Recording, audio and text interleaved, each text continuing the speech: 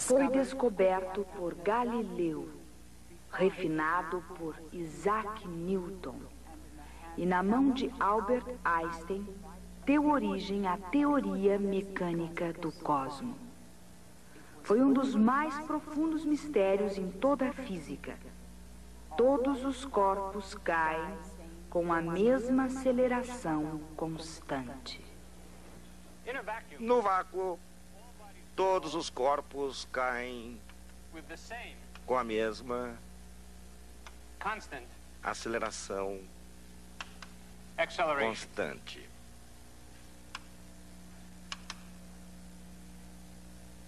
Essa é a lei dos corpos em queda. Não parece alguma coisa para se ficar muito excitado. E, no entanto, veja o que a lei diz. Primeiramente, ela diz que o efeito da gravidade de todos os corpos é o mesmo, independentemente de seu peso. Desde Galileu até Isaac Newton e até Albert Einstein, este foi um dos mistérios centrais de toda a física. Além disso, ela diz que os corpos caem com aceleração constante. É quase impossível até mesmo entender o que isso significa sem um instrumento matemático maravilhoso chamado derivada. Veremos hoje o que isso significa. Finalmente, embora profunda e importante, essa lei viola nossa mais simples intuição, porque ela só é observável no vácuo e não no mundo com que estamos familiarizados.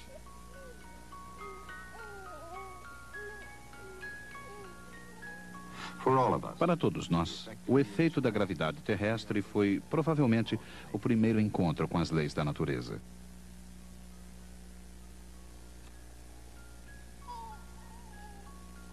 Quer entendamos ou não como a gravidade age,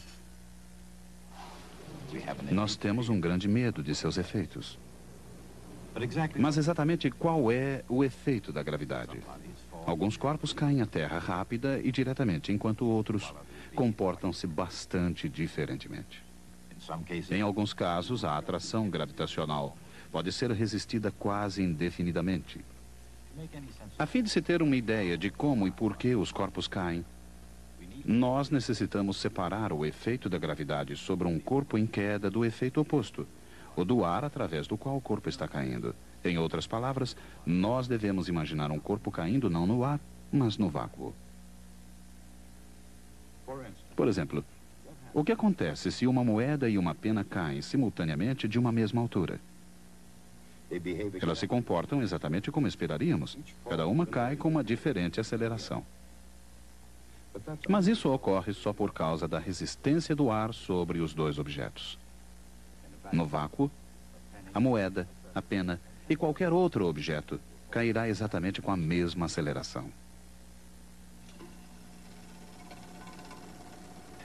Praticamente não há mais ar no tubo de vidro. A moeda e a pena estão agora no vácuo. Quando a moeda e a pena são soltas, nós testemunhamos a lei dos corpos em queda.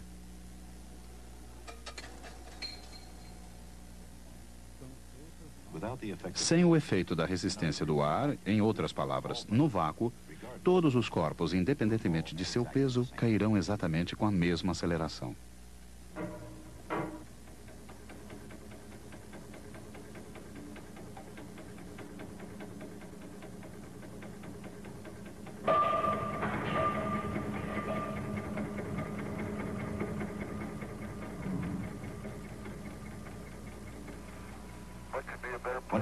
Quando o astronauta David Scott, da Apollo 15, explorou a superfície sem ar da Lua, ele não pôde resistir em repetir essa clássica experiência para todo mundo ver.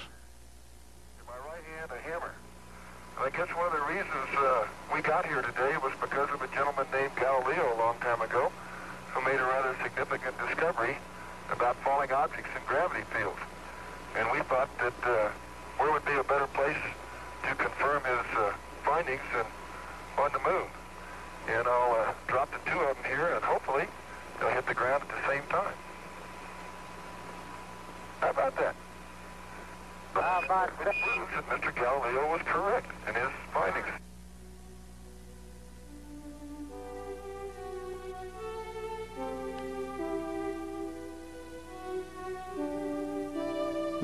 O senhor Galileu estava correto. Quase 400 anos atrás, no tempo em que todos acreditavam que os corpos mais pesados caíam mais depressa que os mais leves, Galileu imaginou que no vácuo todos os corpos deveriam cair com a mesma aceleração. Galileu não podia produzir o vácuo, mas podia imaginá-lo.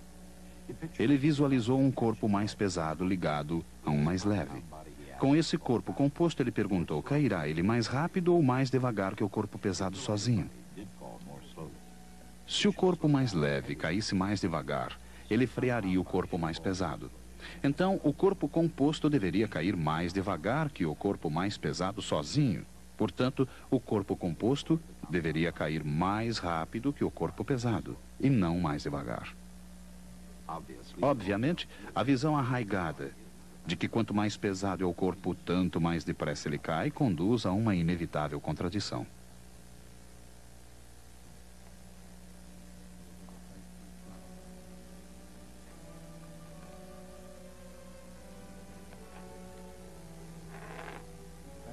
Galileu imaginou que a única visão logicamente aceitável seria de que todos os corpos, independentemente de seus pesos, caem exatamente com a mesma aceleração, desde que os efeitos da resistência do ar sejam removidos.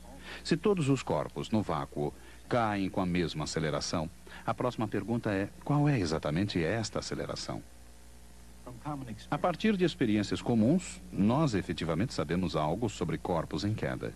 A velocidade dos corpos em queda aumenta conforme eles caem. Isso quer dizer que eles estão sendo acelerados, caindo cada vez mais depressa. Mesmo antes de Galileu, alguns estudiosos tentaram formular uma descrição desse movimento acelerado. Cerca de 100 anos antes, Leonardo da Vinci fez seus próprios estudos sobre corpos em queda, talvez levado pelo seu sonho de voo humano.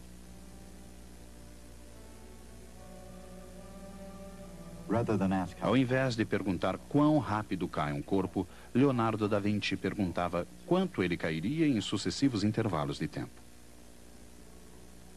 Sua teoria de um movimento acelerado foi que um corpo cairia distâncias maiores em intervalos de tempo maiores. Ele previu que essas distâncias seguiriam a ordem dos números inteiros. Isto é, uma unidade de distância no primeiro intervalo de tempo, 2 unidades de distância no segundo intervalo de tempo, e assim por diante. Galileu adotou o método de descrição de Da Vinci, mas ele chegou a uma conclusão diferente sobre como as distâncias aumentavam. Ao invés de crescerem segundo a ordem dos números inteiros, a teoria de Galileu era de que, em intervalos sucessivos de tempo, as distâncias deviam crescer segundo a ordem dos números ímpares, caindo 1 unidade de distância no primeiro intervalo de tempo, 3 unidades de distância no segundo intervalo de tempo, 5 unidades de distância no terceiro intervalo de tempo, e assim por diante. Em outras palavras, de acordo com Galileu, as distâncias caídas eram proporcionais aos números ímpares. Galileu chegou a essa conclusão depois de uma série de experiências brilhantes, na qual ele marcou o tempo de uma bola caindo ao longo de um plano cada vez mais inclinado, chegando cada vez mais perto da trajetória vertical de um corpo em queda livre. A lei de Galileu dos números ímpares pode ser vista em ação num lugar curioso. É um lugar que teria espantado aqueles grandes pensadores da Renascença, talvez até mais do que na superfície da Lua. Num parque de diversões no sul da Califórnia.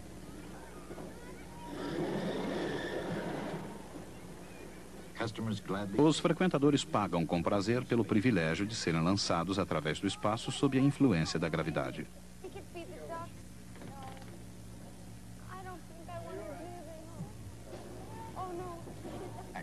Essa parte da viagem é gratuita.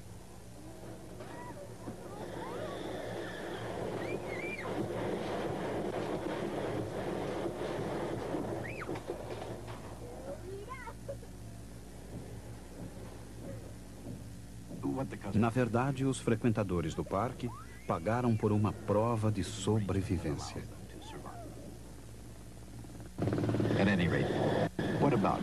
E quanto a Galileu?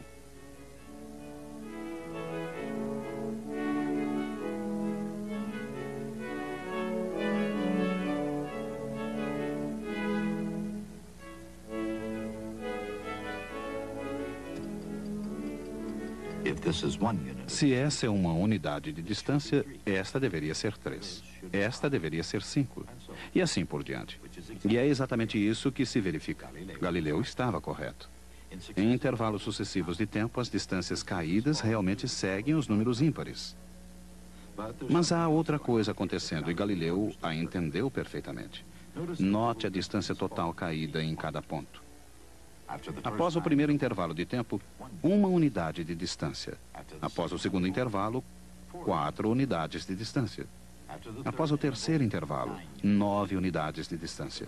Após o quarto, 16 unidades. Em outras palavras, ao fim de cada intervalo de tempo, a distância total caída é de 1, 4, 9, 16, 25 e assim por diante. Esses números são claramente quadrados perfeitos. Assim, a distância de queda é proporcional ao quadrado do tempo de queda. E dessa forma, a lei de Galileu pode ser escrita por uma simples equação, usando-se S para a distância e T para o tempo. S de T igual CT ao quadrado. Isso significa que estamos falando de distância como função de tempo. A distância S aumenta conforme o quadrado do tempo T. Esta constante C é numericamente igual à distância que o corpo cai no primeiro segundo. E é 16 pés, ou seja, pouco mais de 5 metros.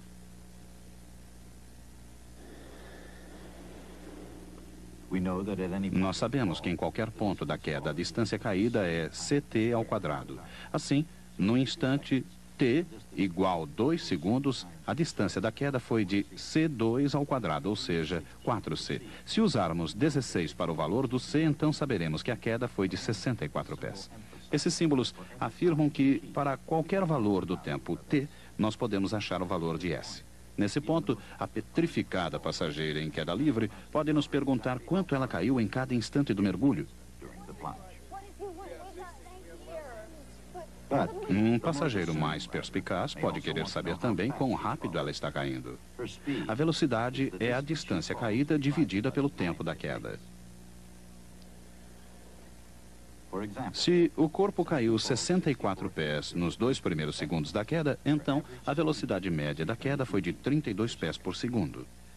Mas esta é apenas sua velocidade média durante os 2 primeiros segundos. No começo, ela estava ainda parada. No fim de 2 segundos, ela estava caindo muito mais depressa do que 32 pés por segundo. Obviamente, o que essa pessoa realmente quer saber não é a velocidade média, mas a velocidade exata num dado instante. No entanto, se nós tentarmos usar a mesma equação, dividindo a variação da distância pelo intervalo de tempo, teremos sérios problemas. Em qualquer instante durante a queda, digamos exatamente no instante 1 segundo e meio, a variação de distância de queda e o intervalo de tempo são nulos. Assim, uma fórmula que determina a velocidade dividindo-se a variação de distância entre os pontos A e B pelo intervalo de tempo é de pouco uso se tivermos o ponto A, mas não um ponto B separado. Para piorar a situação, o numerador e o denominador da fração seriam nulos, e é claro que dividir por zero é um desastre em matemática. À primeira vista, talvez, a expressão velocidade instantânea pareça uma contradição. No entanto, o bom senso nos afirma que um objeto em movimento deve ter uma certa velocidade em qualquer instante. O problema é algo mais que um jogo de palavras. É um dilema que intrigou os matemáticos por milhares de anos, mas existe uma maneira de resolvê-lo.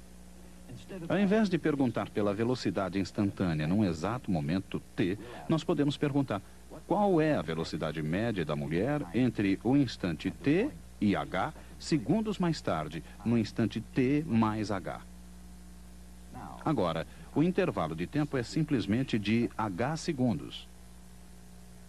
Se a distância de queda para qualquer instante t é ct ao quadrado, a distância de queda num instante t mais h é ct mais h ao quadrado.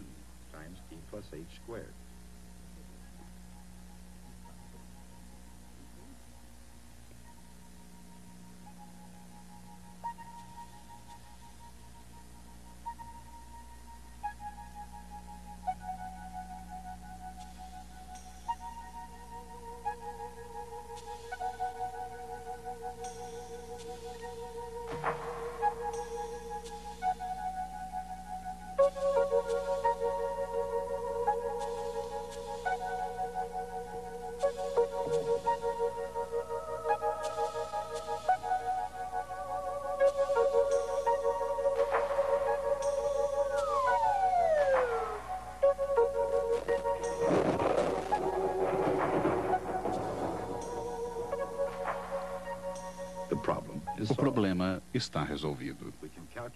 Nós podemos calcular sua velocidade média começando em qualquer instante t e durante qualquer intervalo h de tempo. H pode ser de 1 segundo, meio segundo, 1/10 de segundo ou mesmo zero, pois agora não estamos dividindo por zero. E agora, nós podemos supor que o intervalo h fique menor, menor e menor, até mesmo tendendo ao limite zero. E nós calculamos a derivada conforme o intervalo tende para zero.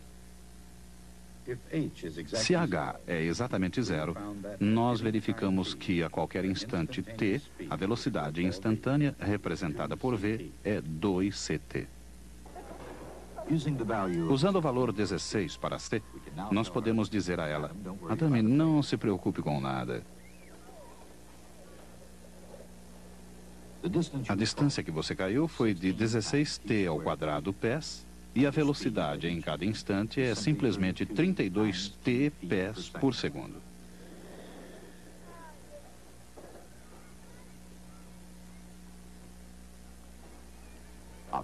Obviamente ela está impressionada. Como você conseguiu calcular tudo isso? Ela pode perguntar. Não foi nada demais. Tudo que nós fizemos foi inventar a derivação. Na linguagem comum, derivação significa originando de, como bombom é um derivado de chocolate. Mas em matemática, a palavra tem um sentido técnico preciso, que é o seguinte: é a razão com que alguma grandeza está variando. A velocidade da mulher em queda é a derivada de sua distância desde o topo. Em outras palavras, a velocidade é a derivada da distância. Inicialmente, quando discutimos a sua velocidade média, nós estávamos praticamente fazendo álgebra, simplesmente substituindo letras por números na equação v igual a distância dividido por tempo. Mas quando começamos a trabalhar com intervalo de duração h, com h tendendo a zero, nós estamos calculando a derivada e ingressamos no mundo do cálculo diferencial. Cálculo diferencial é o processo matemático que usa as derivadas. O processo para calcular uma derivada chama-se derivação. É claro que o conceito de derivada não se aplica apenas a um corpo em movimento. De forma geral, uma derivada poderia ser calculada para representar a taxa de variação da densidade de população dos delfins em função da temperatura do oceano, ou a taxa de variação do volume de um balão em função de sua área superficial, ou a taxa de variação do preço da pizza em função de seu diâmetro. Em outras palavras, a derivada pode ser calculada para quase todas as situações em que uma quantidade varia enquanto outra aumenta ou diminui.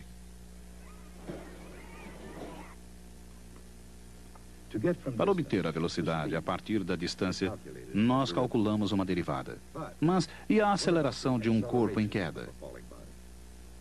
Para chegar da velocidade à aceleração, nós usamos a mesma coisa novamente.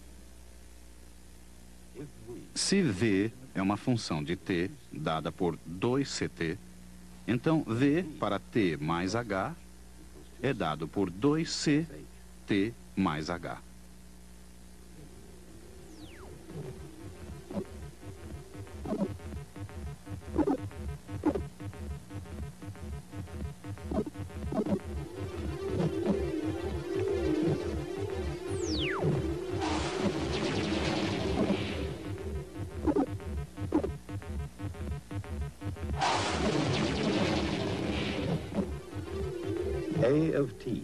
A de t é igual a 2c, mas eis o que aconteceu. Primeiro, nós achamos que a distância S se mantém crescendo e que depende do tempo. Se t varia, então S varia. A velocidade v também se mantém crescendo com o tempo. Mas agora, nós descobrimos que a aceleração A não depende do tempo de forma nenhuma. Ela é sempre constante.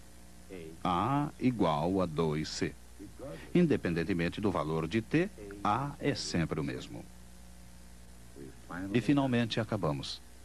Nós demonstramos que o resultado da gravidade é uma aceleração constante.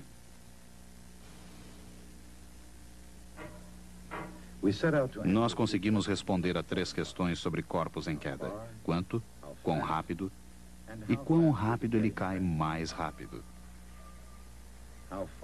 Quanto nós podemos achar facilmente vendo a mulher em queda. Conseguimos até achar sua velocidade média apenas usando álgebra. Mas para descobrir precisamente quão rápido o corpo cai em cada momento e para descobrir quão rápido ele cai mais rápido, nós necessitamos uma ferramenta matemática nova e maravilhosa, a derivada. Utilizando a derivada, nós conseguimos o método mais elegante para descrever o movimento de queda. Corpos caem com aceleração constante, e como essa aceleração é importante, ela tem um símbolo, um G minúsculo. E G igual 2C. Agora nós podemos colocar as três asserções sobre corpos em queda na sua forma final. Nós substituímos C por G sobre 2.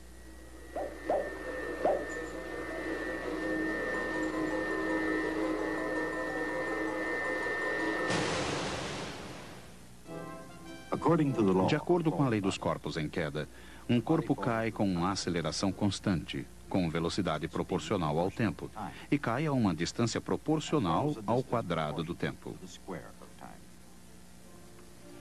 Esse tipo de movimento se chama movimento uniformemente acelerado. É difícil, se não quase impossível, descobrir todos esses fatos acerca do movimento uniformemente acelerado sem utilizar o cálculo diferencial. E, no entanto, Galileu entendeu todos esses fatos. Na verdade, quase 300 anos antes de Galileu, um francês chamado Nicolas Oresme estudou o comportamento de um corpo em movimento uniformemente acelerado. Oresme e Galileu usaram métodos matemáticos quase idênticos para analisar o problema.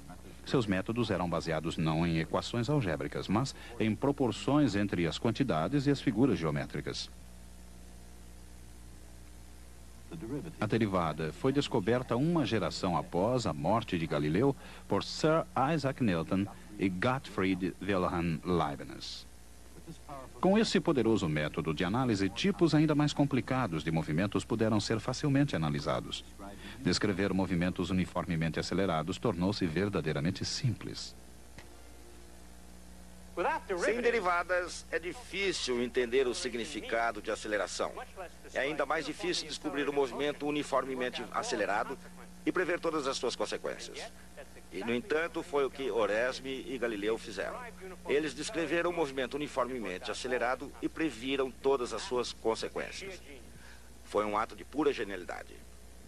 Um dos trabalhos da física é achar princípios simples, econômicos e objetivos para explicar o mundo complicado em que vivemos. Nós fizemos isso hoje. Se eu soltar um corpo, ele cai sob a influência da gravidade da Terra. Ao cair, seu movimento sofre a oposição do ar, através do qual ele cai. Se eu puder retirar esse efeito da resistência do ar, então eu teria corpos caindo no vácuo.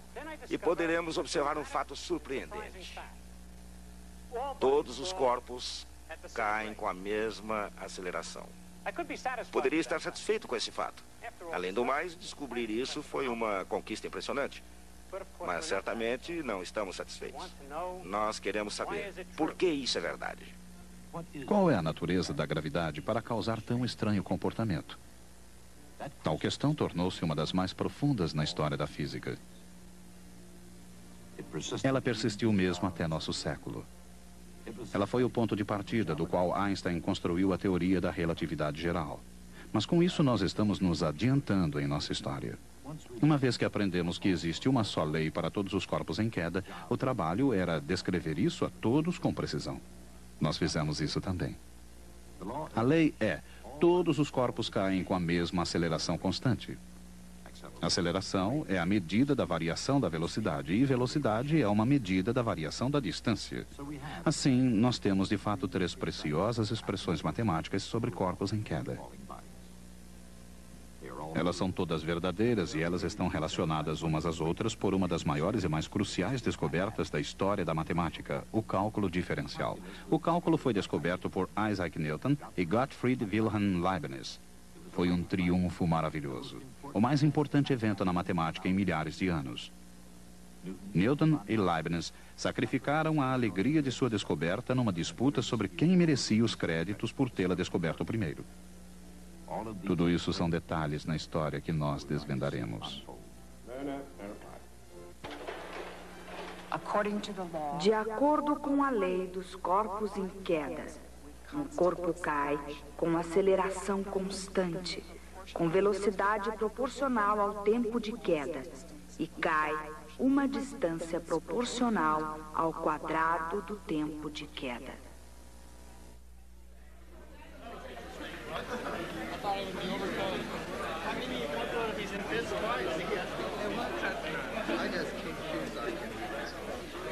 When we was 95 days.